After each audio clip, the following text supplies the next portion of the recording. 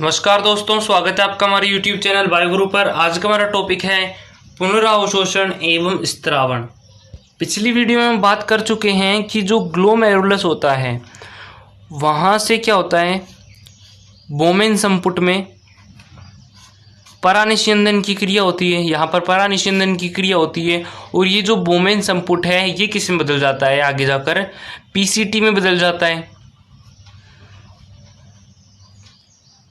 तो हमने पढ़ा था कि जो यूरिया निर्माण होता है वो 3 चरणों में संपन्न होता है। एक तो परानिस्यंदन यानी अल्ट्रा फिल्ट्रेशन, दूसरा था यानी जब परानिस्यंदन हो गया था तो हमने पढ़ा था कि 180 लीटर प्रतिदिन निस्यंदन होता है।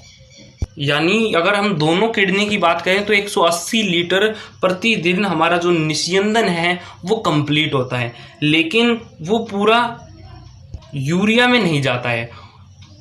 उसमें जो आवश्यक पदार्थ होते हैं, हमने बात कर ली थी उसका, जिसमें आवश्यक पदार्थ होते हैं जैसे जल, ग्लूकोज, आयन, उनका पुनरावशोषण होता है। और जो ब्लड के अंदर कुछ वेस्ट पदार्थ होते हैं उनका स्त्रावण होता है और उसे इसमें पीसीटी में डाल दिया जाता है। तो जो पहला स्टेप था परानिस्यंदन, उसके बारे में हमने बात कर ली। आज हम दोनों स्टेप्स के बारे में बात करेंगे, पुनरावशोषण और स्त्रावण। उससे पहले हम किडनी के एक विशेष कार्य के बारे में बात कर लेते हैं, ऊतक द्रव। आपको पता ही है ऊतक द्रव कि कोई भी जो धमनी होती है वो सीधे ही ऊतक में या फिर कोई ऑर्गन होता है उसमें जाकर खुलती नहीं है। वहाँ पर क्या वो किस में बदल जाती है, वो केशिकाओं में बदल जाती है इस तरह से। और आगे जाकर इसमें धीरे धीरे ऑक्सीजन कम होती जाती है और कार्बन डाइऑक्साइड जुड़ती जाती है। ये हमने रक्त परिसंचरण तंत्र में पढ़ लिया था।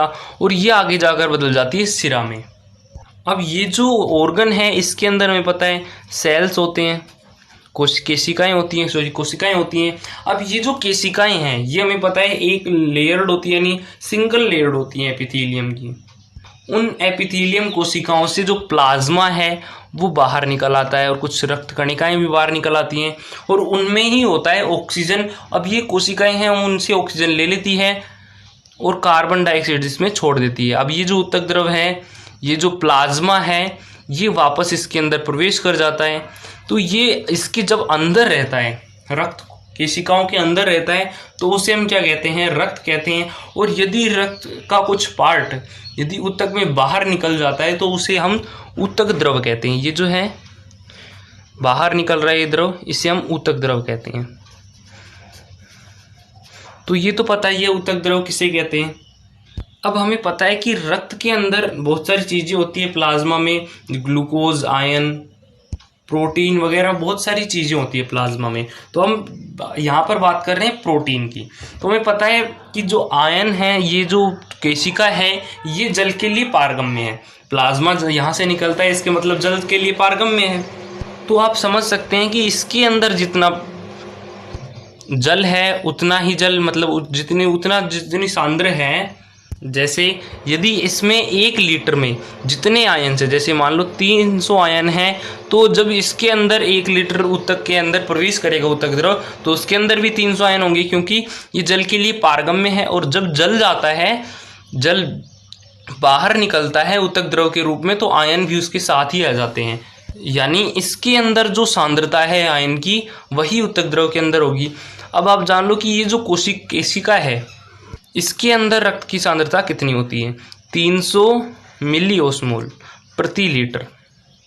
अभी हमें ये नहीं जानना है कि 300 मिलीओस्मोल किसे कहते हैं। अभी केवल हमें ये जानना है कि जो रक्त वाहिनी होती है, धमनी, केशिका या फिर सिरा, उसमें कितनी होती है आयन की सांद्रता, 300 मिलीओस्मोल प्रति लीटर।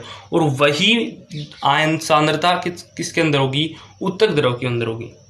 इसे हम ऐसे समझ सकते हैं कि 1 लीटर में 300 आयन है। तो यहाँ पर इसमें यदि हम धमनी की बात करें तो 1 लीटर में 300 आयन। उसी तरह से जो केशिकाएं हैं उनमें भी रक्त की वही सांद्रता होगी, 1 लीटर में 300 आयन। अब ये जो केशिका है ये किसके लिए पारगम्य है, जल के लिए पूर्ण पारगम्य है, यानी जल इसमें से आराम से आर पार हो सकता है। तो जब जल आराम से आर पार हो सकता है और वो ऊतक द्रव में बदल सकता है, तो यहाँ से जब जल जाएगा, जल बाहर निकलेगा तो उसके साथ ही आयंस भी आ जाएंगे, क्योंकि हमने पढ़ लिया है पिछले वीडियो में कि आयन जो होते हैं वो ओस्मोलाइट्स होते हैं, यानी वो जल के साथ रहना पसंद करते हैं। और जब जल बाहर निकल जाएगा तो जो हमारे आयंस हैं वो भी बाहर निकल जाएंगे, और जितनी सांद्रता अंदर है उतनी ही सांद्रता बाहर होगी। यानी जो उत्तक द्रव है उसकी सांद्रता कितनी होगी, 300 मिली ओस्मोल प्रति लीटर। अब इसी तरह से जैसे हमने पढ़ा कि उत्तक द्रव में कितना सांद्रता होती है, 300 मिली ओस्मोल। अब जैसे इस ऊतक में 300 मिली ओस्मोल है, उसी तरह से हमारे शरीर में जितने भी ऊतक हैं उनमें सभी में रक्त की सांद्रता जो होती है, आयन की सांद्रता 300 मिली ओस्मोल प्रति लीटर होती है। लेकिन जो किडनी होती है उसमें अपवाद होता है। उसमें अपवाद कैसे होता है, हम यहाँ पर डायग्राम बना लेते हैं पहले। जैसे ये किडनी, अब ये बाहर की लेयर हो गई कोर्टेक्स। अब इसके अंदर हमें पता है मेडुला पिरामिड पाए जाते हैं, ये मेडुला पिरामिड हो गई, ये कोर्टेक्स हो गया यानी वल्कुट। वल्कुट में हमें पता है 2 प्रकार के नेफ्रॉन्स होते हैं। तो हम यहाँ पर बड़ा जिसका हेनले का लूप बहुत बड़ा होता है उसका चित्र बना रहे हैं। ये पीसीटी हेनले का लूप और ये डीसीटी। अभी हमने बात की थी कि जो सभी ऊतक होते हैं शरीर के उनमें रक्त की सांद्रता या फिर आयन की सांद्रता जो होती है वो 300 मिली ओस्मोल प्रति लीटर होती है। तो ये जो किडनी होती है ना, उसमें हमने पढ़ा है 2 भाग होते हैं, वल्कुट और मध्यांश।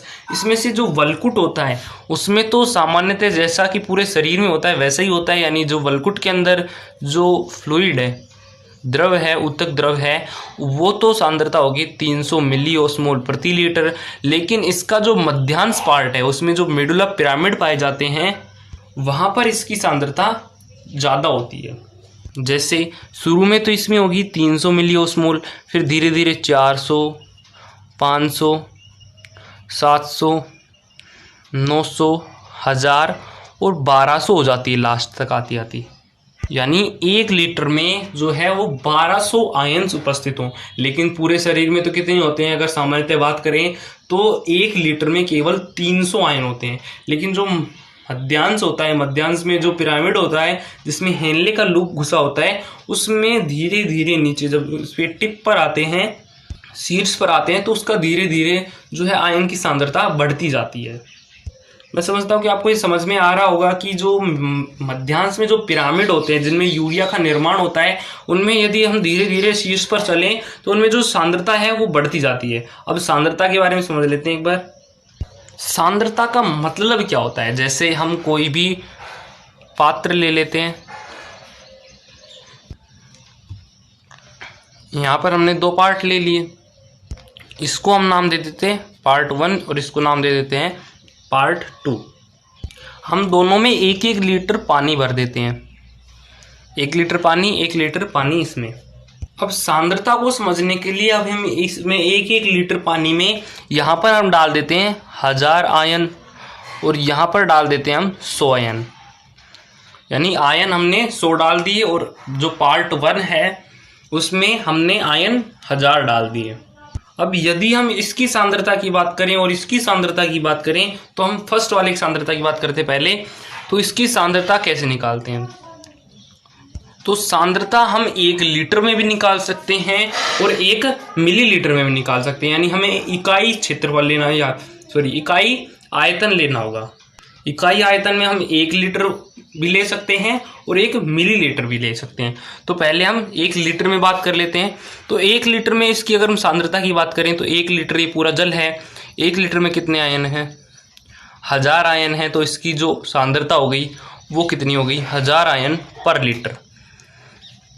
या फिर हम इसी ml की बात करें, 1 ml की बात करें तो 1 ml में कितना हो गया, 1000 में 1000 ml में 1000 आयन, तो 1 ml में कितने हो गए, 1 आयन। तो इसकी सांद्रता हम ऐसे भी लिख सकते हैं 1000 आयन प्रति लीटर या फिर 1 आयन पर ml। और यदि हम सेकंड वाले की बात करें तो सेकंड वाले की जो सांद्रता है वो कम होगी। कम क्यों होगी, क्योंकि इसमें आयतन तो उतना ही है, लीटर तो उतना ही है, लेकिन जो आयन है उनकी संख्या कम है, तो इसकी सांद्रता भी कम होगी। सांद्रता कैसे कम होगी, जैसे अगर हम लीटर में बात करें तो 100 आयन पर लीटर।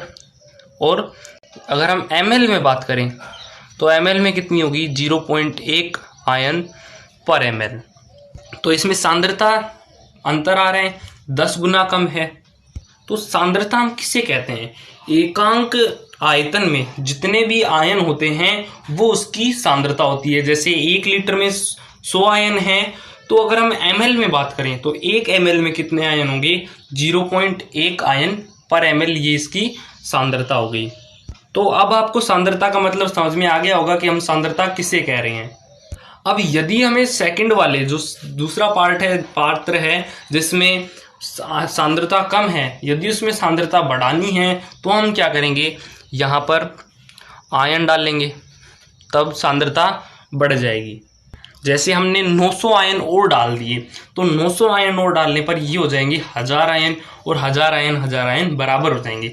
तो एक तो हो गई इसकी सांद्रता बढ़ाने का तरीका कि हम इसे आयन और दे दें, या फिर एक और दूसरा तरीका होता है, हम इसमें से यदि जल को कम कर दें, इसमें से पानी निकाल दें, तो भी इसकी सांद्रता कम हो सकती है। जैसे हमने इसमें 900 ml निकाल दिया तो बचा कितना, केवल 100 ml। यहाँ पर 100 ml ही जल बचा, यानी हमने क्या कर दिया, जल को निकाल दिया। अब यदि हम इसकी सांद्रता को चेक करें तो इसकी सांद्रता कितनी होगी, जैसे 100 आयन 100 ml, तो 1 ml में कितनी होगी 1 आयन पर ml, यानी इसकी जो सांद्रता है वो बढ़ चुकी है। तो सांद्रता को बढ़ाने का तरीका कौन कौन सा होता है, एक तो हम उसमें आयन मिला दें या फिर उसमें से जल को निकाल लें, तो उसकी जो सांद्रता है वो बढ़ जाती है। अब ये मैं आपको क्यों समझा रहा हूँ, क्योंकि जब हम आगे पीसीटी के बारे में पढ़ेंगे, जब रीऑब्जर्वेशन के बारे में पढ़ेंगे, तो उसमें ऐसे ही सांद्रता उच्च और निम्न होगी, तो जो आयन है और जल है वो एक दूसरे पृथक करेंगे, यानी आदान प्रदान होगा।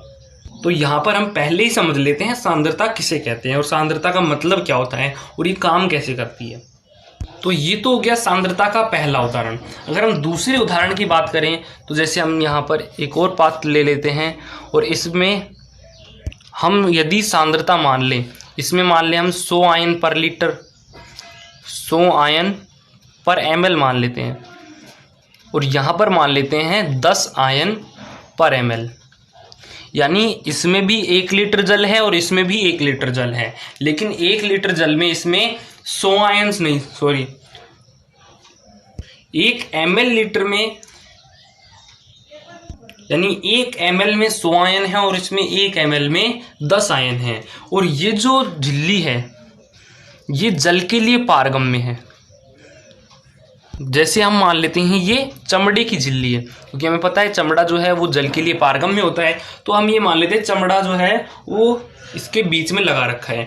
अब चमड़ा जल के लिए पारगम्य है, तो हमें पता है अगर जल के लिए पारगम्य है तो हमारे जो आयन है वो भी एक पात्र से दूसरे पात्र में जा सकते हैं।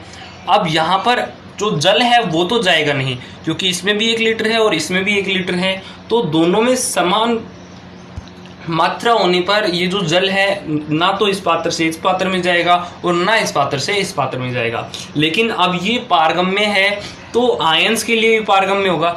अब यहाँ पर आयन की सांद्रता ज़्यादा है और आयन की सांद्रता कम है, इसके लिए ये जल है वो गतिमान हो जाएगा, क्योंकि यहाँ पर सांद्रता कम है, कम आयन मिल रहे हैं, और इधर सांद्रता ज़्यादा है।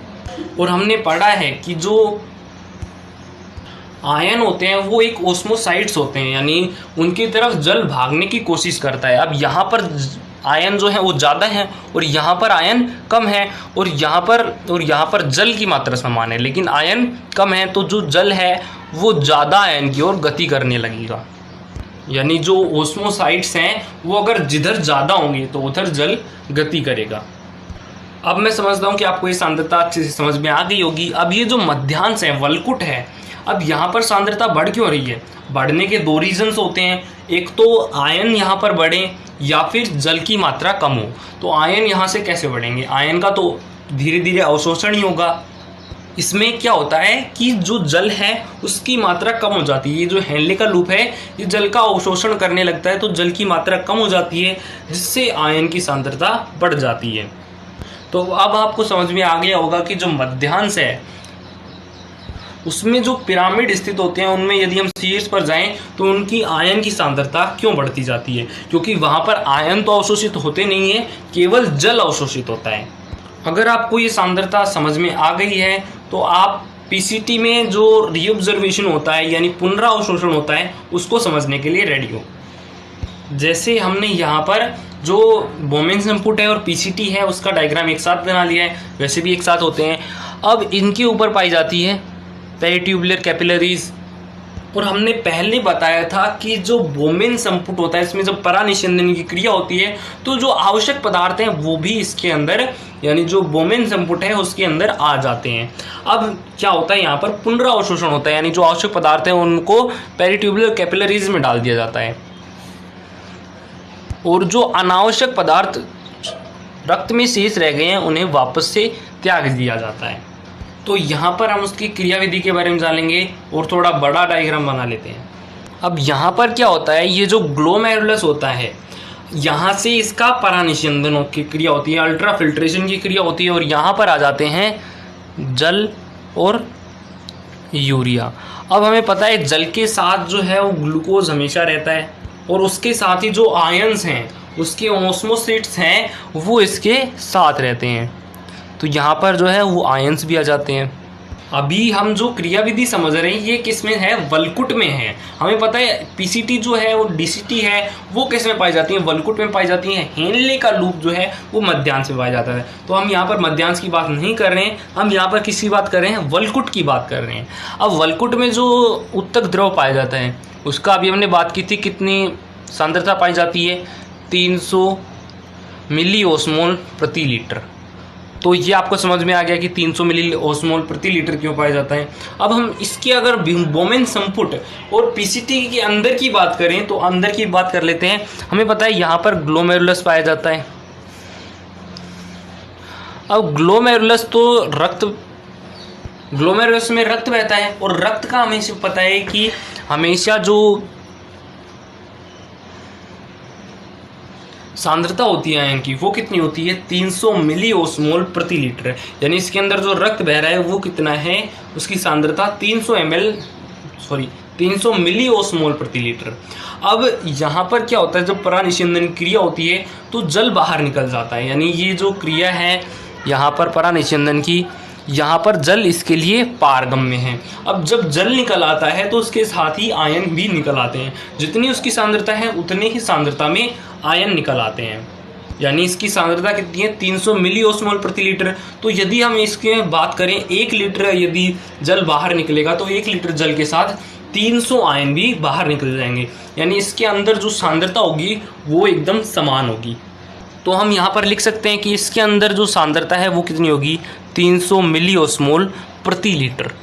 अब ये जो पदार्थ हैं ये गलती से आ गए हैं, आयन जो है वो H2O के साथ जल के साथ गलती से आ गए हैं, उसे यहाँ पर आना नहीं चाहिए था। अब यहाँ पर क्या होगा, पुनरावशोषण की क्रिया होगी। अब ये आगे जाएंगे सभी और यहाँ पर जब पीसीटी में प्रवेश करेंगे तो हमें पता है पीसीटी में ब्रश बॉर्डर सेल्स पाई जाती हैं इस तरह से। ये क्या कार्य करती है, पुनरावशोषण का कार्य करती है। यानी जो पदार्थ अनावश्यक रूप से अंदर आ गए हैं उन्हें वापस ब्लड सेल्स में डालती है। हमने पढ़ लिया है कि इसके ऊपर ये जो ब्रश बॉर्डर सेल्स पाई जाती हैं इनके ऊपर यहाँ पर एक पंप पाया जाता है जिसे हम कहते हैं Na+K+ पंप, यानी सोडियम पोटेशियम पंप। ये क्या कार्य करते हैं, इसके अंदर जो Na+ होता है, नाम से पता चल रहा है Na+ और K+, लेकिन इसमें बात ध्यान रखनी है कि Na+ को तो बाहर डाला जाता है और K+ को अंदर लिया जाता है। तो ये जो पंप है ये क्या करता है, Na+ को तो बाहर उत्तक द्रव में डालता है और उत्तक द्रव से जो है K+ अंदर लेता है। और इसकी जो क्रिया है उसमें एक बार जब ये पंप चलता है तो 3 Na+ को बाहर डालता है और 2 K+ को अंदर लेता है।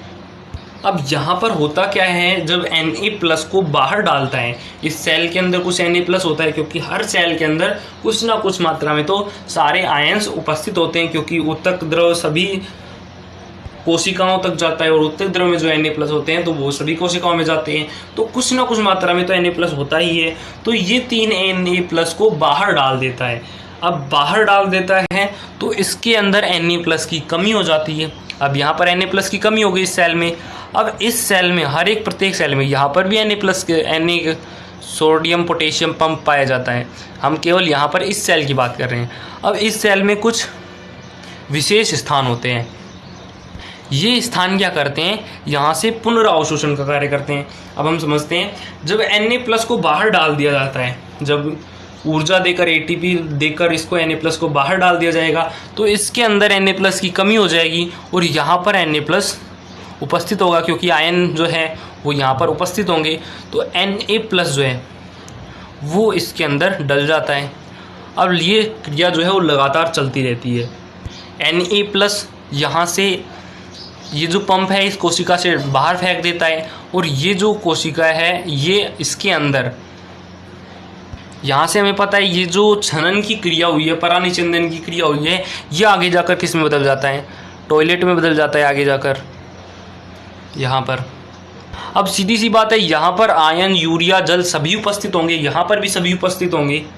अब यहाँ पर जो Na+ है वो कोशिका के अंदर उनकी सांद्रता कम होगी और बाहर सांद्रता अधिक है, तो अधिक सांद्रता से कम सांद्रता की ओर जो आयन है वो गति कर जाएंगे। अब Na+ इसके अंदर आ गए। अब ये पंप वापस से बाहर त्याग देता है तो Na+ वापस चले जाते हैं। अब यहाँ पर क्या होता है, धीरे धीरे ये जो उत्तक द्रव होता है इसमें आयन की सांद्रता बढ़ती जाती है, क्योंकि ये पंप मार रहा है, लगातार Na+ को बाहर डालता जा रहा है। अब इसके अंदर Na+ की सांद्रता कम है, क्योंकि सारे आयंस तो इसने यहाँ पर ही छोड़ दिए, तो इसके अंदर बहुत कम मात्रा में Na+ होंगे और बाहर बहुत ज़्यादा मात्रा में है। तो Na+ जो है वो निष्क्रिय प्रवाह द्वारा यानी परासरण क्रिया द्वारा केशिका के अंदर प्रवेश कर जाएगा। तो इस तरह से यहाँ पर क्या हो रहा है, ये जो नेफ्रॉन की PCT है इसमें आप देखो यहाँ पर Na+ है और ये घूम घाम के कोई सक्रिय प्रवाह हो रहा है Na+ K+ पंप के द्वारा उत्तक द्रव में और फिर केशिका के अंदर वापस प्रवेश कर जाता है, यानी पुनरावशोषण हो रहा है। तो हम यहाँ पर लिख सकते हैं पुनरावशोषण और यहाँ पर हम लिखेंगे स्त्रावण।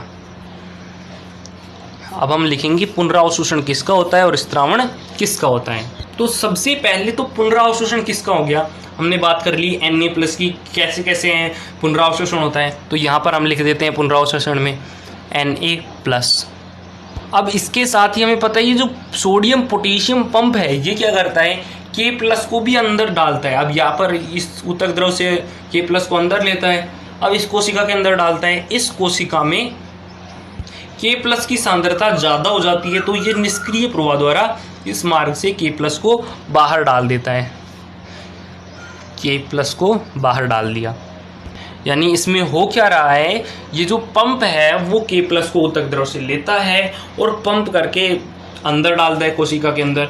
अब कोशिका के अंदर यदि K+ की सांद्रता ज़्यादा हो जाती है तो वो बाहर अपने आप निष्क्रिय प्रवाह द्वारा जाता है, यानी यूरिया के साथ मिल जाता है। अब ये आता क्यों है, क्योंकि जो K+ है वो हमारे लिए ज़्यादा मात्रा में, यदि ज़्यादा मात्रा में K+ हमारे शरीर में हो जाए तो हमारे लिए घातक होता है, इसलिए उसको मूत्र में डालने के लिए यहाँ पर पंप लगा होता है। अब ये K+ इसके अंदर आ जाता है। अब बात ध्यान देने की है कि ये जो K+ है ये उत्तक द्रव से तब तक आता रहता है जब तक इसकी सांद्रता कम नहीं होती है। अब इसके अंदर जो K+ है इसके अंदर भी कुछ K+ होगा ही। अब वो जो K+ है, अब इसकी सांद्रता, बाहर सांद्रता कम हो गई और अंदर सांद्रता ज़्यादा है, तो K+ जो है निष्क्रिय प्रवाह द्वारा उत्तक द्रव में पहुंच जाता है और उत्तक द्रव से ये कोशिका के अंदर और कोशिका से बाहर यूरिया के साथ मिला दिया जाता है। तो यहाँ पर क्या हो रहा है, ये जो K+ है ये एक उत्सर्जी पदार्थ के रूप में है और इसका स्त्रावण हो रहा है। तो यहाँ पर हम लिख सकते हैं कि जो K+ है वो केशिका के द्वारा बाहर आकर उत्तक द्रव में, फिर Na+ पंप में और फिर बाहर यूरिया के साथ, यानी यहाँ पर क्या हो रहा है, स्त्रावण हो रहा है। तो यहाँ पर हम लिख सकते हैं K+ का स्त्रावण हो रहा है। अब इसके अलावा बहुत सारे काम और होते हैं इसमें। ये जो Na+ बाहर जा रहे हैं Na+, अब ये K+ के अंदर आने की तुलना में बहुत ज़्यादा बाहर जा रहे हैं। ये 2 K+ अंदर आ रहे हैं लेकिन 3 Na+ बाहर जा रहे हैं। तो ये जो बाहर जाने की क्रिया हो रही है Na+ की, हमें पता है कि जो Na+ है वो क्या है, एक आयन है। और आयन क्या होते हैं, ओस्मोसिट्स होते हैं, यानी जल के लिए मरते हैं और वो जल के साथ मिलना चाहते हैं और जल उनके साथ मिलना चाहता है। तो यहाँ पर इसके अंदर जो पीसीटी के अंदर जो जल होगा वो Na+ के बाहर निकलने के साथ ही उसके साथ भाग जाएगा। जो जल है H2O है इसके अंदर, वो बाहर Na+ के साथ निकल जाएगा। क्यों निकल जाएगा, क्योंकि आयन क्या होते हैं, ओस्मोसिट्स होते हैं, यानी वो जल की तरफ भागने की कोशिश करते हैं और जल उनकी तरफ। अब ये Na+ बाहर पंप हो रहा है, यानी उसकी ऊर्जा देकर बाहर निकाला जा रहा है, तो जो Na+ है वो वापस नहीं आ सकता है, क्योंकि उसके धक्का मार के बाहर निकाला जा रहा है, तो वो वापस नहीं आएगा और जो H2O है वो उसके साथ चला जाएगा। और ये जो H2O है ये बहुत ज़्यादा मात्रा में बाहर निकल जाएगा। तो यहाँ पर हम लिख सकते हैं कि जो पुनरावशोषण क्रिया हो रही है उसमें क्या हो रहा है, जल भी भाग ले रहे हैं, यानी Na+ जब बाहर निकल रहा है तो उसके साथ ही जल निकल रहा है। अब जब Na+ इसके ब्लड कोशिका के अंदर चला जाता है, यानी रक्त वाहिनी के अंदर चला जाता है, तो जो जल है वो भी उसके अंदर प्रविष्ट हो जाता है। ये जो पीसीटी की लेयर होती है, यहाँ पर पीसीटी की जो क्रिया विधि होती है, इसके अंदर लगभग बहुत सारा पुनरावशोषण हो जाता है। लगभग जितना भी पुनरावशोषण होते हैं, यहाँ पर 180 लीटर एक दिन में आता है निस्यंद, उसमें से 70 से 80% तो पीसीटी ही पुनरावशोषण करती है। लेकिन अभी भी बहुत सारे आयन निकले हैं, अभी तो केवल Na+ बाहर गया है, और भी बहुत सारे आयन्स हैं। अब जब बाहर जल निकलेगा Na+ के साथ, जब बाहर जल निकल जाएगा, तो हमें पता है जल के साथ और भी जो आयन्स हैं वो ओस्मोसिट्स हैं, वो क्या कहते हैं, केवल एक ओस्मोसिट्स के लिए तो बाहर जा रहे हैं। अब हम क्या करेंगे, तो वो ओस्मोसिट्स क्या करते हैं, जब जल बाहर निकलता है Na+ के साथ, तो वो सभी ओस्मोसिट्स हैं वो बाहर निकल आते हैं। तो अंदर जो भी आयन्स होते हैं वो जल के साथ बाहर निकल आते हैं, यानी जब Na+ बाहर निकलता है तो उसको देख देख कर H2O भी बाहर निकल जाता है, वो कहता है तू क्यों जा रहे हैं, तो जल बाहर निकल जाता है। लेकिन जो और ओस्मोसाइट्स हैं, जैसे और आयन्स हैं, जैसे K+, Ca+2, ये जो और आयन्स हैं, ये क्या कहते हैं कि केवल एक ओस्मोसिट्स के लिए तू बाहर जा रहा है, ऊतक द्रव में प्रवेश कर रहा है, तो वो क्या करते हैं, वो सभी आयन्स भी जल के साथ ऊतक द्रव में प्रवेश कर जाते हैं। अब वहाँ क्या होता है, धीरे धीरे ऊतक द्रव में उन सभी की सांद्रता बढ़ती जाती है और वो सभी धीरे धीरे किस में चले जाते हैं, रक्त वाहिकाओं में चल जाते हैं, यानी यहाँ पर जो पेरिटोनियल कैपिलरीज पाई जाती हैं उनके अंदर प्रवेश हो जाता है। तो यहाँ पर हम आयन को बाहर निकाल देते हैं और इसके अंदर प्रवेश करा देते हैं। तो यहाँ पर हम लिख सकते हैं पुनरावशोषण में किसका पुनरावशोषण हो रहा है, आयन का पुनरावशोषण हो रहा है। अब यहाँ तक तो आपके समझ में आ गया होगा कि पुनरावशोषण किस किस का होता है। पहले Na+ को पंप बाहर निकालता है, उसको देख देख कर जो H2O है वो ऐसे कहता है तू मेरा ओस्मोसाइट्स है, तू बाहर मत निकल, तो वो भी उसके साथ निकल जाता है। अब बाकी के जो पीछे जो आयन्स पड़े हुए हैं वो क्या करते हैं, जल को देखकर वो भी बाहर निकल जाते हैं और उनका भी पुनरावशोषण हो जाता है। लेकिन स्त्रावण किसका होता है, अभी तक हमने केवल ये पढ़ा K+ का होता है, अभी हम बाद में पढ़ेंगे, पहले पुनरावशोषण को पढ़ लेते हैं। अब ये जो क्रिया होती है सबसे पहले की Na+ की जो क्रिया होती है उसमें क्या होता है, ये Na+ को बाहर, ये Na+ जो है पंप है वो क्या करती है, Na+ को बाहर फेंक देती है। अब Na+ की सांद्रता यहाँ पर कम हो गई तो Na+ जो है वो अंदर जाता है। अब जब वो अंदर जाता है कोशिका के अंदर, तो उसमें इतनी पावर होती है कि वो और किसी को भी पकड़कर ले जा सकता है। वो पावर किसके साथ होती है, ग्लूकोज के साथ होती है। अब इसमें तो बहुत सारा गुचपुच हो गया, एक बार फिर से डायग्राम बना लेते हैं बड़ा सारा। तो सबसे पहले हमने क्या पढ़ा, यहाँ पर ये क्या पाई जाती हैं, ब्रस्ट बॉर्डर सेल्स पाई जाती है। यहाँ पर सोडियम पोटेशियम पंप पाया जाता है। ये क्या करता है, सोडियम को तो बाहर छोड़ता है, सोडियम को बाहर छोड़ता है। जैसे सोडियम को इसने दूसरे पेन से बना देते हैं, ये क्या करता है, सोडियम को तो बाहर डाल देता है Na+ को, और वो भी कितना करता है, 3 Na+ को एक बार में। अब ये जो 3 Na+ हैं ये जब बाहर जाते हैं तो ऊतक द्रव में उनकी सांद्रता बढ़ जाती है धीरे धीरे, और वो चले जाते हैं ब्लड वेसल्स के अंदर। अब जब Na+ बाहर निकल जाता है तो उसको देखकर कौन बाहर निकलता है? जल बाहर निकलता है, H2O बाहर निकलता है बहुत ज़्यादा मात्रा में। जितना भी जल होता है उसका लगभग 70 से 80% इस तरह से निकल जाता है।